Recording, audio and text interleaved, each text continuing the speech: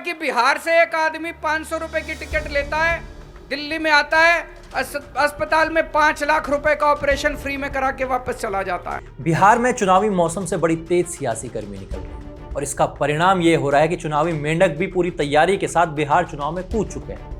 जी हाँ, इस परिचय से आप सही समझे कि हम देश के सबसे प्रमुख और सबसे वरिष्ठ चुनावी मेंढक अरविंद केजरीवाल जी की चर्चा कर रहे हैं। केजरीवाल जी दिल्ली चुनाव परिणाम के बाद आखिरी बार कब सुर्खियों में थे, हमें भी याद है।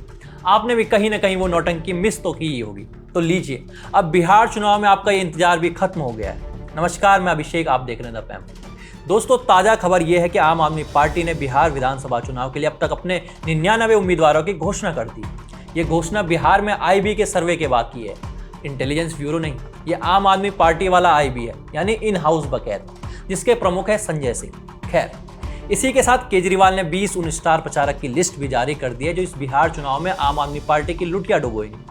इसमें उन्होंने स्वयं को पहले स्थान पर रखा है और खास बात यह है कि आम आदमी पार्टी बिहार चुनाव अकेले लड़ने जा रही है। उनकी खासियत यही है कि उनके लिए अकेले चुनाव लड़ने की घोषणा करना ही उपलब्धि बन जाता है।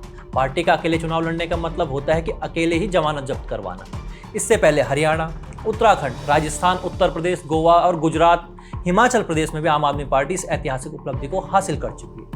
इस उपलब्धि को हासिल करने के लिए आम आदमी पार्टी ने अपना घोषणा पत्र भी जारी किया, जिसे पढ़कर ऐसा लगता है कि वे उसमें चांद पर जमीन देने का वादा भी करते तो आश्चर्य नहीं होता। मतलब ऐसे वादे किए हैं जो सच ही नहीं हो सकते। उन्हें भी पता है कि सच होना नहीं है तो कुछ भी भर दो। अब बिहार में एक राजनीतिक दल ने महिलाओं को हर महीने 2500 रुपये देने का वादा किया, तो आम आदमी पार्टी ने क्या किया? आम आदमी पार्टी ने कहा कि हम 3000 देंगे, 1 करोड़ नौकरियां देंगे, 10,000 मोहल्ला क्लिनिक देंगे, वही फ्री बिजली, वही फ्री पानी। आम आदमी पार्टी का कहना है कि ये वादे दिल्ली पंजाब मॉडल पर आधारित हैं जो बिहार में क्रांति लाएंगे। असल में इनकी ये लड़ाई सीट जीतने की नहीं बल्कि जमीन खोजने की है। दिल्ली और पंजाब में सत्ता पाने के बाद पार्टी की सबसे बड़ी चुनौती यही है कि वो उत्तर भारत में अपनी मौजूदगी बढ़ाए। गुजरात, गोवा, हरियाणा जैसे राज्यों में तमाम कोशिशें की, लेकिन खास नतीजे नहीं मिले। अब बारी है बिहार की। आम आदमी पार्टी बिहार में प्रवासी बिहारी वोटर्स को टारगेट कर रही है।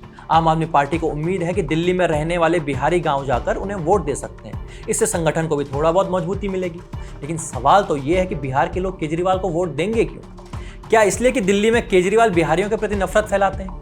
आप भी सुनिए, केजरीवाल दिल्ली के अस्पतालों में बिहार के लोगों को इलाज कराने को लेकर क्या कह रहे थे। कि बिहार से एक आदमी 500 रुपए की टिकट लेता है, दिल्ली में आता है, अस्पताल में 5 लाख रुपए का ऑपरेशन फ्री में करा के वापस चला जाता है। बिहार के लोगों से यही कहेंगे कि केजरीवाल जी बिहार में दिखे तो उन्हें पकड़कर जरूर पूछना चाहिए, खासकर तब जब छठ का त्योहार शुरू हुआ है, कि क्यों पिछले 10 सालों तक बिहार की महिलाओं को पानी के बजाय यमुना के झाग में छठ पूजा करनी पड़ी थी।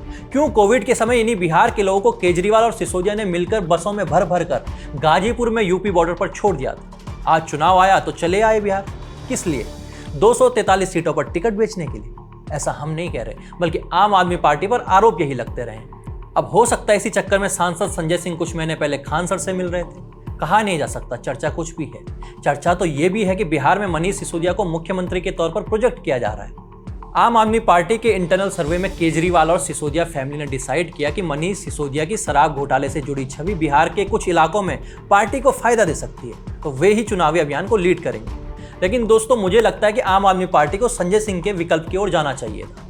बिहार में सड़क, ट्रेन का इंजन, टावर, लोहे का पुल जैसी चोरी के लिए एक अनुभवी व्यक्ति चाहिए जो इन चोरों के दांव पेचों से वाकिफ हो। हालांकि टिकट चोरी और अन्य चोरियों में बड़ा फर्क होता है, लेकिन फिर भी एक समुदाय में कुछ नियम कानून तो एक जैसे ही हो सकते हैं। और वहीं कुछ राजनीतिक विश्लेषक ये भी कह रहे हैं कि बिहार की राबड़ी देवी के जनाधार को टक्कर देना है तो आम आदमी पार्टी को दिल्ली की राबड़ी देवी जी को उतारना पड़ेगा। खैर, ये आम आदमी पार्टी का मामला है, वो सुलझाए। लेकिन अब एक अहम सवाल ये है कि आम आदमी पार्टी हिट एंड रन जैसे चुनावी मॉडल क्यों अपनाती है?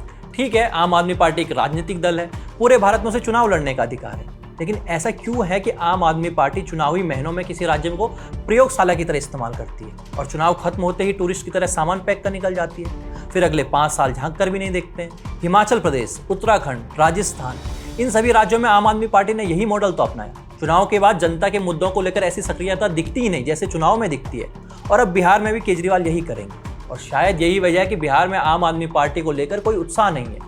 केजरीवाल के लिए दिल्ली की यमुना से लेकर बिहार की गंगा तक का सफर लंबा है और आम आदमी पार्टी ऐसी नाव में सफर कर रही है जिस पर संजय सिंह सवार है। उस नाव का क्या हश्र होगा आप भी समझ सकते हैं। बाकी दोस्तों, चुनाव खत्म होने के बाद अगर आप दोबारा केजरीवाल इन बिहार सर्च करेंगे गूगल या किसी भी वेबसाइट पर, तो नतीजे में सिर्फ यही मिलेगा कि पेज नॉट फाउंड। बने रहिए हमारे साथ, देखते रहे द प्राइम।